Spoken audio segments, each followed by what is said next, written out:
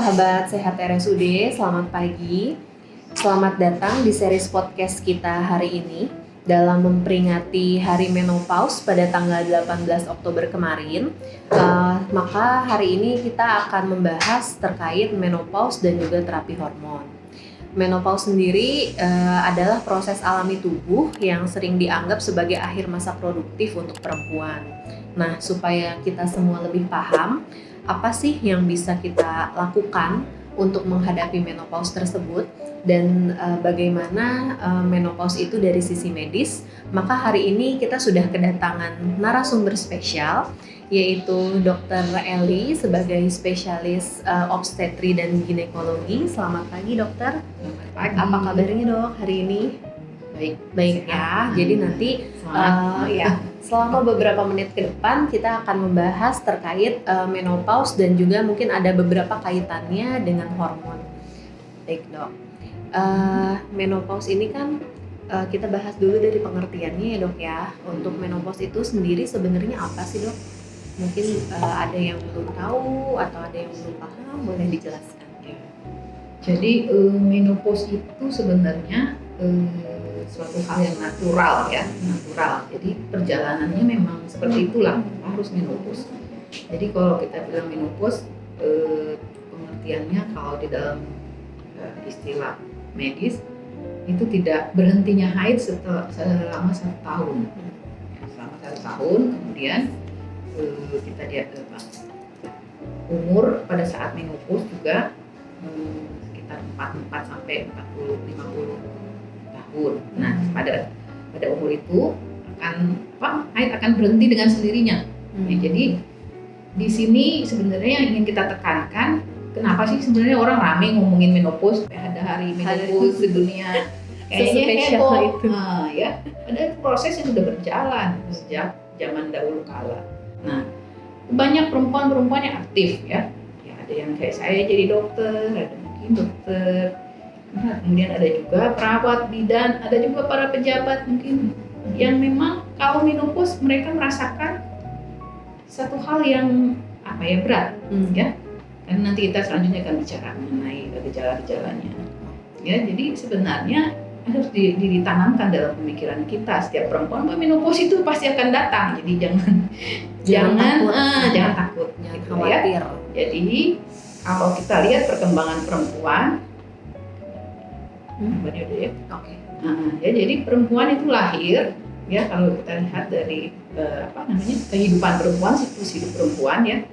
Jadi dia lahir nanti umur 13-12 tahun, nah disitulah mulai dia mengalami yang disebut haid pertama, menstruasi. Kemudian menstruasi itu akan datang 1 bulan 1 kali, ya. Dan ini dipengaruhi oleh hormon, ya istilahnya. Nah ini kita lihat di gambar bagaimana. Ini saya ambil gambarnya dari Everybody Health, ya.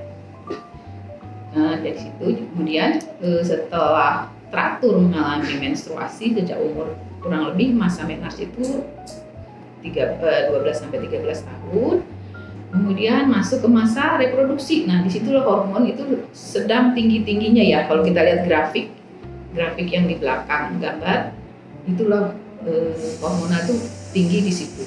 Ya disitulah perempuan itu ya bereproduksi, dan nanti dia menikah, punya anak. Nah di situ kemudian masuk ke fase berikutnya yang disebut perimenopause, di mana hormonal itu mulai berkurang lagi, menurun sampai akhirnya masuk masa menopause dan masuk kembali masa pasca menopause. Nah, begitulah perkembangannya, ya. Oke. Tadi kan dibilang kalau menopause itu memang suatu proses di mana berhentinya haid selama 12 bulan berturut-turut ya dok ya. Dan itu erat kaitannya juga dengan kondisi hormon seseorang. Mungkin bisa dijelaskan dok, kira-kira hormon yang berperan dalam proses menopause itu apa saja, dan kemudian ada nggak sih efeknya terhadap tubuh wanita? Jadi sejak masa puberti ya istilahnya, pada saat perempuan pertama kali mengalami haid, itu ada 2 hormon yang bekerja ya, 1 estrogen, 1 progesteron. Dan hormon ini itu mempengaruhi seluruh fungsi tubuh kita ya, dari ujung rambut sampai ujung kaki kalau saya bilang gitu. Ya, jadi pada perempuan haid, ya, pada perempuan yang mengalami haid itu terjadi apa yang namanya ovulasi. Ovulasi itu kan keluarnya sel telur dari induk telur ya, mengalami ovulasi, dan disitulah bekerja hormon estrogen dan progesteron. Ya, selain di situ dia juga bekerja di seluruh organ tubuh kita, mulai dari rambut, pertumbuhan rambut dipengaruhi oleh estrogen, kemudian sel-sel otak, sel-sel saraf yang lain, kemudian kulit, ya, dan kemudian sampai ke organ-organ reproduksi. Jadi bekerja semua di sana. Hormon yang utama yaitu estrogen dan juga progesteron. Kan tadi berperan di dalam banyak hal di tubuh kita ya dok, sehingga menimbulkan gejala.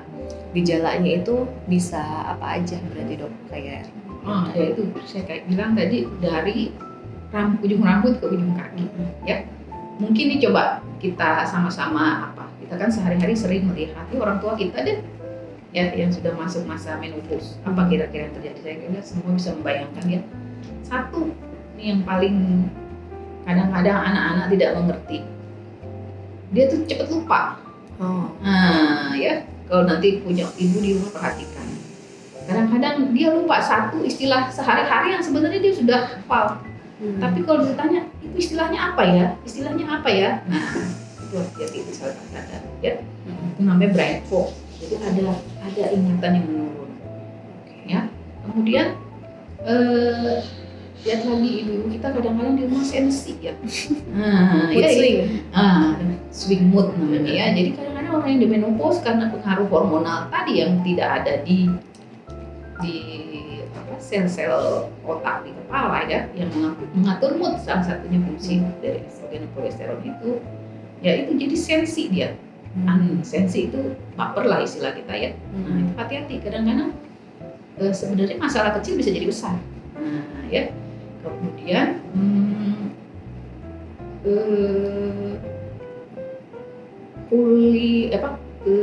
kita turun ke mata. Kalau mata memang seiring dengan bertambahnya umur pastilah ya. Kemudian di wajah. Nah, kalau lihat wajah ibu-ibu sekarang kan udah mulai ada flek-flek hitam di kerutan. Nah, itu kalau profesinya artis atau profesinya yang yang selalu berhubungan dengan masyarakat, ya itu mengganggu, ya, menurunkan rasa percaya diri istilahnya gitu ya. Kemudian turun ke bawah ke area mulut ya, kadang-kadang ini nih harus diperhatikan. Di daerah mulut itu kadang-kadang jumlah air liurnya berkurang, jadi kering. Gampang sekali kena gangguan kesehatan gigi dan mulut pada orang tua. Dan bau mulut itu juga kadang-kadang terjadi karena itu, karena salivanya kurang, makanya harus diinikan dengan sering minum ya. Kemudian dia turun ke bawah lagi, sekarang yang jadi masalah juga berat badan cepat banget naik. Nah, ya karena memang hormon estrogen punya tugas, dia mengatur deposit lemak, dia juga mengatur pembakaran lemak ya. Jadi pada orang yang sudah menopause, kalau tidak mengatur makanannya, maka akan terbentuk lemak yang banyak. Nah, itu depositnya biasanya di mana? Di perut. Ini juga masalah nih buat ibu-ibu yang sudah menopause ya, perutnya buncit. Nah, itu mengganggu juga, PD-nya turun tuh langsung biasanya itu ya. Kemudian turun ke bawah lagi, kulitnya kendur. Ya, kalau lihat perhatikan kulit tangan orang tua kita kan kayaknya sudah kendur, cairan kurang di dalamnya dan kering. Dan nggak elastis lagi ya dok ya. Sampai ke kuku-kukunya rapuh. Nah, ada gejala yang paling tidak disukai lagi itu hot flashes. Ya. Jadi orang-orang perempuan yang sudah menopause itu sering merasakan panas. Di saat semua orang lain tidak merasakan apa-apa, dia kepanasan dari kepala sampai di saat orang lain merasakan kayaknya biasa aja, kenapa sih ibu ini keringetan? Nah, sedikit gangguan tidur. Banyak tuh lansia atau wanita Indonesia bilang, kok tidur saya tidak seperti dulu, berkurang waktunya. Kalau kita bilang tidur 7-8 jam per hari sudah agak sulit untuk wanita yang sudah menopause. Dan ketiga, ini mungkin gangguan yang paling sering dirasakan ya di organ reproduksi yang pasien-pasien yang datang ke saya ya, itu kesulitan ya, namanya gangguan seks, hubungan seks karena vagina yang sudah kering istilahnya, tipis karena estrogen tidak ada. Ya, kadang-kadang bisa sampai menimbulkan trauma. Ya. Kemudian dengan menopause juga satu yang harus kita antisipasi apa? Kemungkinan dia kena kanker tuh jauh lebih tinggi dari yang masih produktif. Dan mungkin kalau kita ke ortoped ya, poli tulang, nah itu isinya semua sebenarnya gejala menopause. Ya badannya sakit-sakit, ya lututnya nyeri. Nah itu semua sebenarnya gejala menopause. Oh, ya. Oke. Jadi gejalanya bisa macam-macam ya dok ya, karena memang si hormon ini tuh bekerja mempengaruhi fungsi tubuh kita yang lain. Jadi saling ada interaksinya. Nah kemudian kan tadi dokter bilang kalau misalnya menopause itu sekitar usia 40-50 tahun ya dok ya.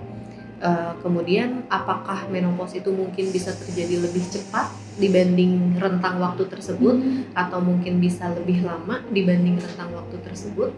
Apakah mungkin terjadi dok? Iya, ini masih jadi perdebatan sih ya, tapi ada beberapa hal yang perlu diperhatikan nih tentang panjang pendeknya lamanya kita haid ya. Jadi ada yang bilang genetik, jadi kalau orang tua kita mensnya cepat, menopausnya cepat, mungkin kita juga akan seperti itu. Iya, pernah dengar tuh dok ada yang kayak gitu. Genetik. Terus kedua ras, beda-beda juga. Yang kulit putih berbeda dengan yang Asia. Iya, Asia beda. Ya, terus ini ada satu hal yang menarik, ternyata merokok itu bisa mempercepat menopause. Nah, itu juga. Mau aktif ataupun pasif sama aja ya dok. Kenapa paparan asap? Yang di sini sih dibilangnya smoker. Kalau smoker. smoker berarti aktif. Aktif gitu ya. Jadi ada yang juga bilang kalau semakin dini dia puberty ya, maksudnya pubernya cepat, maka menopause-nya cepat juga. Ya. Jadi sekarang kita kan anak-anak banyak yang sudah pubertas umur 9-10 tahun. Anak SD. Nah, itu bisa menopause lebih cepat mereka. Gitu. Ya. Kemudian untuk selanjutnya kan kalau misalnya menopause itu sebenarnya memang proses alami ya dok ya. Kemudian tapi mungkin menimbulkan beberapa ketidaknyamanan di dalam tubuh. Untuk menopause sendiri, apakah ada mungkin terapi khusus seperti terapi hormon atau apakah itu yang mungkin bisa membantu para perempuan ini dalam menghadapi menopause tersebut? Ya, saya juga sebenarnya selalu ditanya oleh pasien, perlu nggak sih saya diobatin menopause ini? Jadi sementara paradigma berpikir kita ini natural, natural, yang ngapain diobatin ya? Nah, toh kita akan kesana juga, gitu ya. Kalau kayak cancer misalnya, ya harus diobatin, kalau nggak kita cepat mati, kan gitu ya. Tapi kalau menopause, ya mau nggak mau kita akan kesana. Nah, makanya banyak cara berpikir yang berbeda ya tentang yang namanya hormonal replacement terapi atau terapi suri hormon. Nah, karena tadi kan awalnya kita sudah bicarakan bahwa menopause terjadi karena hormon yang berkurang. Nah, sekarang perlu nggak diberikan? Ya, jadi sebenarnya fungsi hormon ini apa? Terapi suri hormon ini apa? Mengurangi gejala. Ya, kita tadi udah bilang bahwa banyak sekarang perempuan-perempuan aktif yang merasakan menopause itu mengganggu. Ya, mengganggu keaktifan mereka, mengganggu mereka untuk berprestasi lebih tinggi lagi, gitu ya. Nah, jadi itu pemakaian ada alternatif terapi suri hormon. Tapi perlu disikapi juga ya, karena ya namanya obat ya, obat isinya progesteron, estrogen, walaupun dibilang estrogen alami, efek samping kecil, tapi tetap ada. Ya, jadi kalau menurut saya pertimbangkan risk and benefit ya, keuntungan dan kerugian.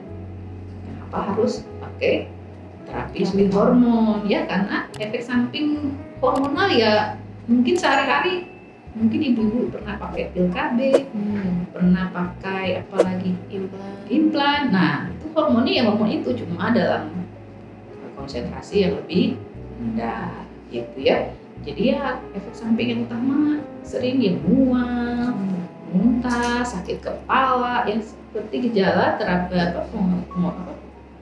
kalau kita minum obat hormonal ya. Dan yang masih jadi perdebatan bahwa minum terapi suntik hormon itu harus diantisipasi adanya peningkatan kejadian kanker payudara, kanker endometrium ya. Walaupun ini masih jadi perdebatan. Makanya sampai sekarang para ahli belum ada konsensus yang KSH baik untuk menopause, belum. Jadi semua harus tetap mempertimbangkan efektivitas atau keuntungan dan efek samping kerugiannya. Ya. Kemudian ada juga yang bertanya, iya, kita punya pasien kan rata-rata lansia ya sekarang ya, apalagi old ya, banyak sekali. Gimana dok di jalan keluarnya? Masa kita menyerah begini aja? Saya setiap berangkat ke sini sakit, berangkat ke sini badan saya sakit, tulangnya udah mulai keropos, bilang gitu.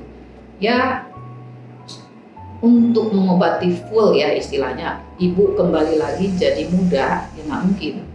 Nah ya, tapi yang perlu kita siasati adalah bagaimana agar proses menopause ini dapat kita lalui dengan bahagia, dengan sengsara ya. Dengan nyaman. Iya, dengan nyaman. Ya, gimana nih caranya ya? Mungkin kita bisa berkaca pada perempuan Jepang. Ya, jadi orang Jepang tuh perempuannya angka harapan hidupnya tinggi ya, sampai 82 tahun. Kalau kita kan masih sekitar 70 ya. Kemudian mereka mempunyai menopausal syndrome namanya ya, atau gejala-gejala menopause yang tidak sehebat orang-orang di Amerika atau di Eropa. Apalagi Jepang kan sekarang lebih banyak lansia ya dok ya, dibanding yang usia produktif. Iya, tapi keluhan mengenai menopause tidak sehebat yang di Eropa ya. Nah, setelah diteliti maka ada banyak hal ya yang tidak bisa kita pelajari. Satu, perempuan Jepang itu memandang menopause bukan sebagai yang negatif-negatif aja nih, bukan sebagai gangguan. Bukan sebagai gangguan, tapi mereka menganggap ini adalah fase baru dalam hidup mereka, fase baru yang harus mereka lewati dengan wisdom ya, kebijaksanaan. Jadi mereka walaupun ada hot flashes, walaupun ada gangguannya sama, tapi mereka menanggapinya dengan positive thinking, paradigma berpikir yang baik. Nah ini mungkin bisa kita pakai dalam kehidupan kita ya, dari perempuan-perempuan yang sudah menopause. Jangan merasa dunia ini berakhir gitu ya. Nah kita ini hanya berpindah dari satu masa di mana kita dulu punya kekuatan, punya energi yang banyak, masuk ke fase yang baru, yang banyak harusnya wisdom yang keluar, kebijakan. Gitu ya, kebajikan, itu yang harus ada sebenarnya ya yang kita. Terus kedua, orang Jepang itu makanannya berbeda ya. Kalau kita lihat riwayatnya, mereka banyak tuh makan yang istilahnya ditanam tumbuh-tumbuhan, ya, terutama kedelainya. Ya. Nah kalau kita kan berbeda ya, kita sumber makanan kita memang tumbuhan tapi banyak karbonya. Bangun pagi udah lihat nasi uduk. Iya betul. Nasi enak itu dok. Tambah gorengan. Nah itu orang menopause nggak boleh terlalu banyak makan hal-hal seperti itu lagi. Gorengan ya, kayak tepung lagi dok. Kayak tepung lagi. Ya. Jadi ada namanya soya. Soya itu isinya fitoestrogen ya. Fitoestrogen itu dia menghasilkan zat yang sesuai dengan estrogen, tapi berasal dari tumbuh-tumbuhan. Nah, soya itu kan kedelai. Kedelai itu banyak di tempe, di kita sih ya, di tahu, di susu kedelai ada semua tuh. Kecap. Di kecap. Nah, sebenarnya kita bisa sih hidup seperti mereka juga. Cuma ya itu kuliner kita rata-rata semua diolah. Jadi tinggi karbohidrat, tinggi lemak. Nah, itu memperberat makanan-makanan seperti itu memperberat nih gangguan-gangguan menopause, sindrom-sindrom menopause, gejala klinisnya. Ya. Terus yang ketiga kehidupan sosial ya. Di Jepang itu mereka erat. Eratnya apa? Misalnya ada acara minum teh bersama. Ya. Itu hal yang baik. Jadi untuk menopause yang untuk perempuan-perempuan yang menopause dia harus bersosialisasi. Ya, kalau di negara kita mungkin banyak orang tua kita yang ikut arisan, ikut pengajian, nah itu jangan dimarahin, kalau perlu diantar, ya, karena itu membuat masa menopause mereka lebih bahagia. Ya, terus yang ketiga juga aktivitas ya. Orang Jepang tuh suka jalan tuh. Orang tua tuh suka cycling, terus bersepeda, suka adventurer ya, seperti yang kita kalau ke Sentul tuh namanya apa? Trekking. Nah, suka trekking ya begitulah. Bojong koneng gitu ya. Itu di Sentul. Kegiatan itu juga harus ada. Jadi orang-orang tua kita anjurkan juga untuk ya olahraga. Ya. Jadi saya kira itu yang penting. Baru kita berpikir kalau misalnya tidak bisa lagi dengan terapi yang seperti ini, masuklah yang disebut terapi studi hormon. Tapi itu juga dengan pertimbangan antara resiko dengan keuntungan. Dan susahnya kalau kita sudah masuk masa menopause ini kan banyak sekali penyakit metabolik yang udah mulai timbul nih, darah tinggi, gula. Nah, itu juga memperberat nih, jangan sampai minum obat terapi studi hormon memperburuk penyakit ini. Jadi ya memang terapi studi hormon baik, tapi ya konsultasikan dulu ke dokter ya yang jelas, dan harus pertimbangkan risiko dan keuntungannya. Dan tambah lagi obat ini mahal. Nah, itu juga perlu pertimbangan finansial ya dok ya. Bahan-bahan makanannya mungkin sama ya dok, tapi cara kita mengolahnya mungkin dia jadi berpengaruh. Jadi makanan itu sehat atau enggak tergantung dari pengolahan kita kan sebenarnya. Hati-hati dengan kopi ya, kopi segala sesuatu yang mengandung kafein, rokok ya, itu semua memperhebat gejala menopause. Ya, kalau minum kopi nanti cenderung outflasesnya naik, cenderung apalagi keringat malam. Nah, kemudian pusing, dizziness ya, vertigo. Nah, itu kumat semua kalau terlalu banyak minum kopi. Dan kita sekarang sepertinya sudah mengikuti tren drama Korea. Kemana-mana harus ngopi dulu ya. Iya dok. Sekarang coffee shop juga banyak di mana. Nah, hati-hati. Minumlah secukupnya ya, bukan berarti tidak boleh.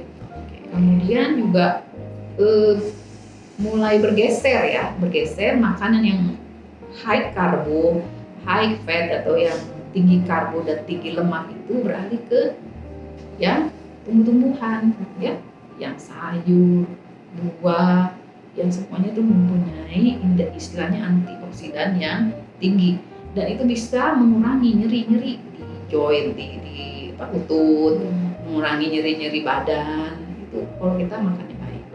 Ya.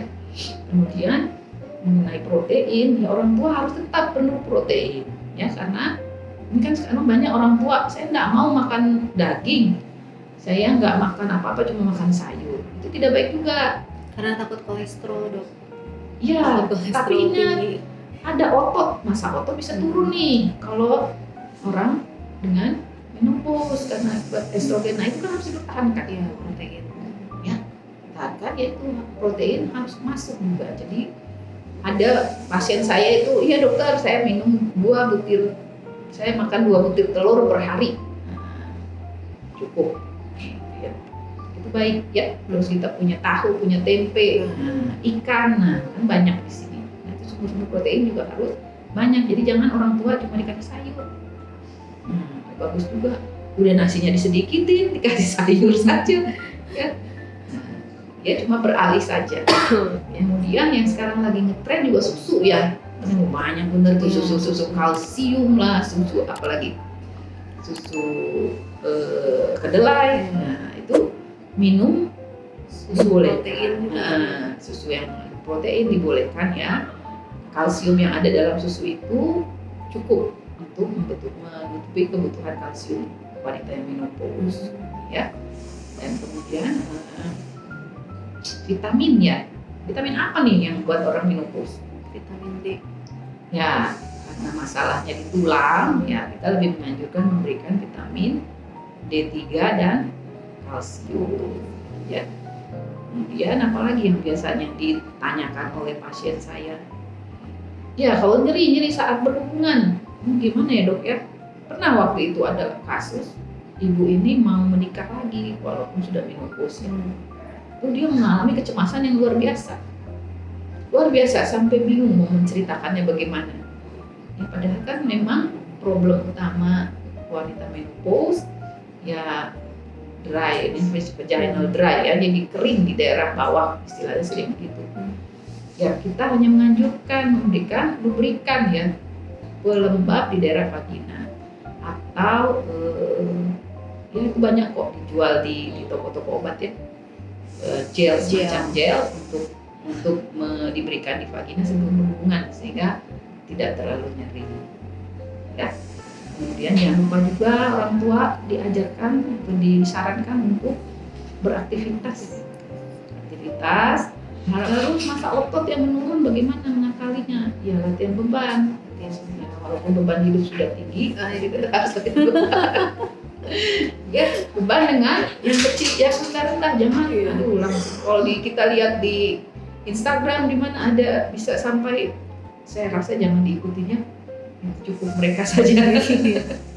Sesuai kemampuan diri aja ya dok ya, jangan terlalu dipaksakan. Siap. Baik dokter, udah banyak banget nih penjelasan dari dokter tadi dan juga sangat jelas sekali. Oh ya, satu lagi, jangan lupa melakukan pemeriksaan rutin. Ya, kan tadi udah kita sampaikan bahwa menopause akibat kadang-kadang pada menopause penyakit metabolik sudah mulai masuk. Kemudian cancer lebih mudah terjadi ya. Jadi harus rutin screening ya. Jadi rutin screening. Nah, kalau saya selalu menyarankan pada saat Anda ulang tahun, ya, lakukanlah screening. Sesuai kemampuan ya, nggak terlalu juga harus maksa. Tapi manfaatkan fasilitas yang ada ya. Sekarang saya lihat di Kementerian UD juga kita punya fasilitas ya dok ya, punya fasilitas untuk screening, untuk medical check up.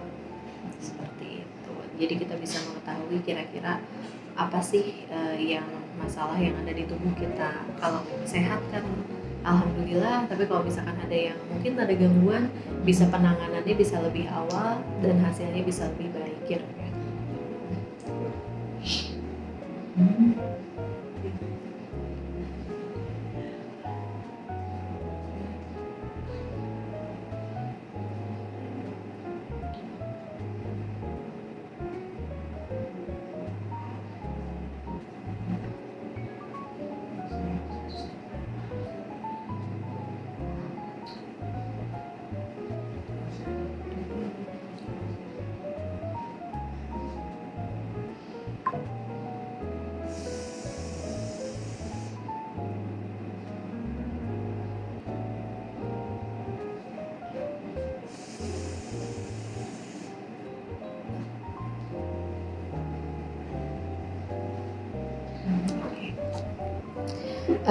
Baik, penjelasannya sangat menarik ya dok ya. Jadi kesimpulannya, meskipun menopause itu adalah hal yang alami dan pasti terjadi, ternyata banyak hal yang bisa kita lakukan untuk membantu tubuh beradaptasi dengan lebih baik.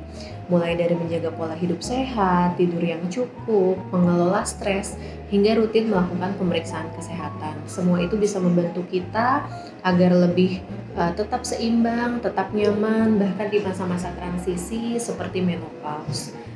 Terima kasih banyak dokter sudah berbagi insight yang sangat informatif hari ini. Semoga pembahasan kita bisa membantu para pendengar sahabat sehat RSUD menjalani fase kehidupan dengan lebih percaya diri dan bahagia. Nah, untuk sekarang ternyata banyak nih dok yang tertarik dengan topik pembahasan kita hari ini dan mereka sudah menanyakan beberapa pertanyaan, terutama via YouTube ya.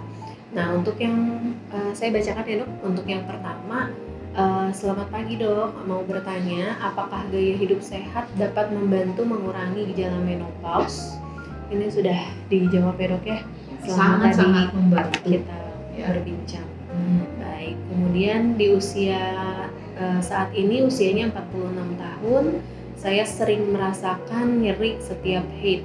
Haid saya pun banyak selama 3 hari. Apakah itu normal dok atau tanda-tanda terjadinya menopause?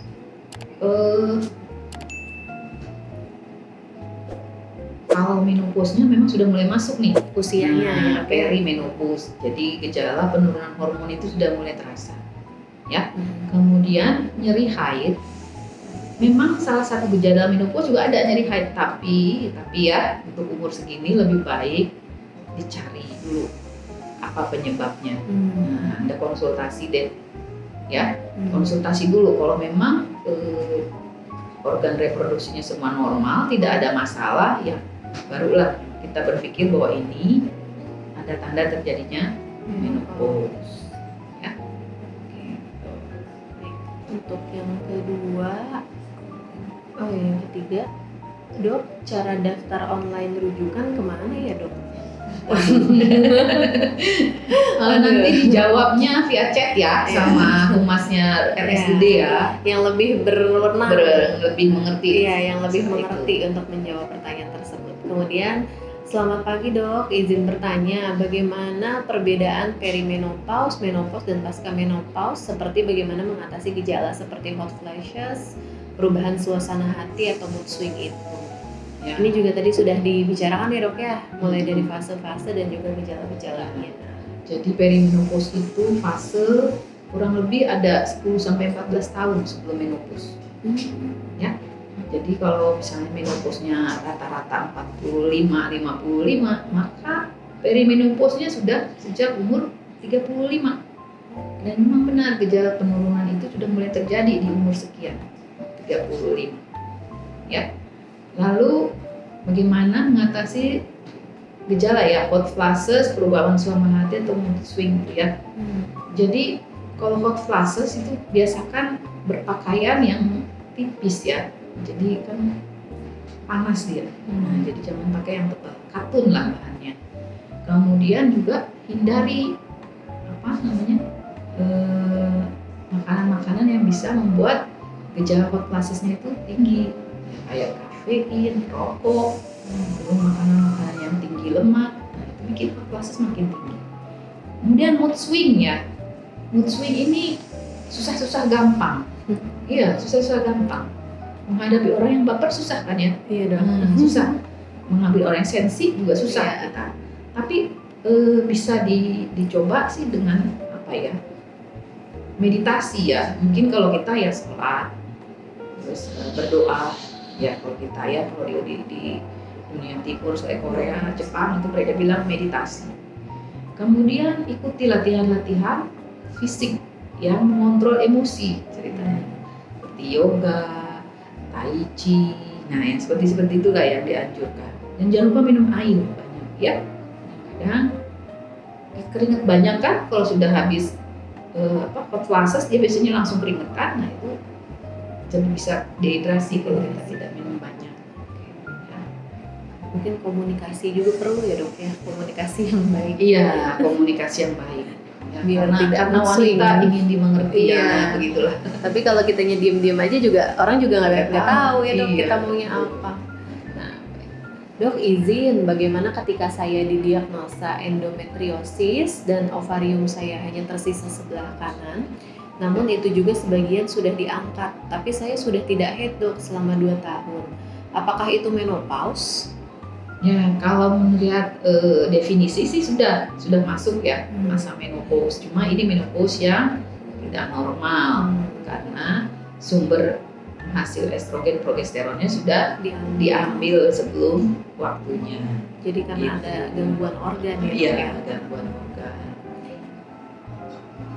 Izin bertanya dok, apakah ada pramenopause? Biasanya usia berapa? Dan bila mens mulai tidak teratur, apakah itu tanda-tanda menopause? Ya, jadi menopause yang normal ya kejadiannya kan rata-rata ya 45 sampai 55. Dari 45 ke bawah ya itulah yang disebut pramenopause yang kita bagi dengan masa perimenopause ya. Sering kita istilahkan perimenopause. Nah, menjelang menopause itu ya, menjelang menopause ya kita biasanya sering menyebutkan 40 tahunan itu sudah mulai memang terjadi gangguan haid, kemudian gangguan tidur, kemudian yang tadi fase. Coba nanti rasakan saja kalau sudah 40 tahun. Kamu dokter udah 40 tahun? Belum Mas, nanti mungkin merasakannya gitu. Jadi sudah mulai terjadi itu semua ya. Baik, kemudian untuk pertanyaan selanjutnya, izin bertanya bagaimana defisiensi estrogen berkontribusi terhadap peningkatan resiko penyakit kardiovaskular pasca menopause. Ya, jadi estrogen itu kan fungsinya banyak ya. Katanya di pembuluh darah. Pembuluh darah di sel otot juga ada, termasuk jantung. Ya, memang sebagian besar bukan karena estrogennya, tapi karena pembuluh ya pucuknya estrogen. Tapi yang terjadi pembuluh darah lebih rigid, tambah lagi dengan cara hidup kita tidak sehat misalnya. Tidak elastis ya. Jadi cara makan kita juga tidak sehat, sehingga angka kejadian itu meningkat. Selama kita masih punya estrogen progesteron, memang angka kardiovaskuler perempuan lebih rendah dari laki-laki. Tapi setelah kita menopause hampir sama. Ya. Jadi makanya itu ya dok ya, harus pola hidup dan juga mulai harus diperhatikan dari sekarang. Baik dok, pertanyaannya sudah selesai dari teman-teman sahabat RSUD di YouTube. Mungkin sedikit kesimpulan dari sesi kita hari ini ya dok. Menopause itu jadi adalah proses alami tubuh yang pasti akan dialami oleh seorang perempuan. Itu efek dari memang berkurangnya produksi hormon kita, sehingga kita akan mengalami fase di mana kita berhenti haid dalam 1 tahun penuh. Nah, tapi jangan ditakuti juga ya untuk proses menopause ini, karena ini adalah memang proses alami yang akan kita rasakan, dan kita harus mempunyai paradigma yang positif yang tadi dokter bilang, atau wisdom. Sekalian nih, kita mikir selalu negatif ya tentang menopause, tapi banyak yang kita positif dari menopause ya. Jadi satu, kalau perempuan tidak haid berarti kebutuhan untuk haid itu kan berkurang secara ekonomi ya. Nggak ada lagi. Terus kedua, ya keluhan-keluhan yang berkaitan haid, misalnya pening, premenstrual syndrome ya namanya, sakit kepala, nyeri perut hebat, itu kan nggak ada lagi.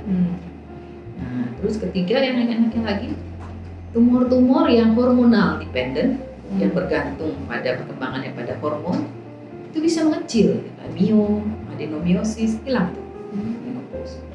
Dan yang keempat ini yang penting ya, karena sudah 50 tahun, perempuan itu sudah mengalami banyak hal. Jadi yang susah, senang, ya, asam garam kehidupan. Nah, masuk ke masa menopause, yang ada beberapa perempuan yang masuk tuh dengan rasa percaya diri yang tinggi bahwa saya sudah melewati semuanya. Nah, ini yang keempat ini mungkin yang harus kita tanamkan. Jadi menopause itu bukan sekedar keluhan, ada banyak hal yang perlu kita syukuri, ada banyak hal yang sudah lewat yang perlu kita lihat ke belakang bagaimana kehidupan. Jadi menopause Anda menjadi kaya dalam pengalaman, kaya dalam kebajikan mungkin ya, kaya dengan teori-teori kehidupan mungkin. Jadi percaya dirilah masuk masa menopause ya. Jadi memang kita nggak hanya lihat dari negatifnya aja, tapi positifnya juga. Jadi memang kita harus punya paradigma positif atau wisdom ya dok ya dalam menghadapi itu semua. Dan menopause itu adalah fase hidup baru bagi seorang wanita. Kemudian mulai dari gejala-gejalanya tadi juga sudah disebutkan, dan itu sebenarnya masih bisa kita tangani mulai dari pola hidup kita, dari misalkan sebelum menopause dan juga setelah menopause. Itu sangat ditekankan pola hidup yang sehat, mulai dari aktivitas fisik lah, atau misalkan olahraga, pemilihan makanan dan lain-lain, itu juga bisa membantu. Dan kalau misalnya sudah kita lakukan tapi mungkin masih ada ketidaknyamanan yang dirasakan, mungkin ada pilihan untuk terapi hormon. Tapi itu pun juga tidak sembarangan orang bisa, karena harus benar-benar berkonsultasi dengan dokter untuk dinilai nanti kira-kira keuntungan dan kerugiannya itu apa gitu. Yang penting kita nggak usah terlalu overthinking ya dok ya dalam menghadapi si menopause ini. Kemudian kalau misalkan mungkin sahabat sehat RSUD masih ada pertanyaan, baik itu mungkin seputar menopause atau misalkan masalah-masalah yang terkait dengan kewanitaan, mungkin bisa juga nih konsultasi sama dokter. Nah dokter, dokter Eli ini praktek di RSUD Kota Bogor setiap hari apa aja dok? Senin, Rabu, Kamis, Jumat. Senin, Rabu, Kamis, Jumat. Jadi nanti kalau misalkan mau berkonsultasi langsung, mungkin ada masalah lain ya dok ya, bisa berkonsultasi dengan dokter di hari Senin, Rabu, Kamis, dan juga Jumat. Kemudian untuk teman-teman sahabat RSUD semua, jangan lupa juga untuk subscribe ke channel RSUD Kota Bogor, yaitu RSUD Kota Bogor Daily.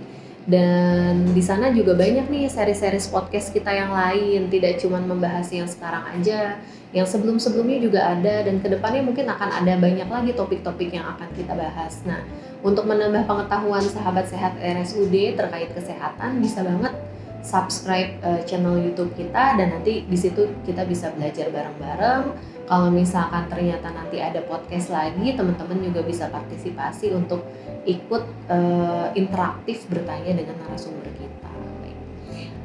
Sekian podcast kita hari ini, dan selamat Hari Menopause pada tanggal 18 Oktober kemarin. Terima kasih banyak dokter sudah menyempatkan waktu untuk hadir di sini. Terima kasih berbagi pengalaman dan juga insight-nya. Paling kita tutup ya dok ya untuk sesi hari ini. Selamat pagi sahabat RSUD semua.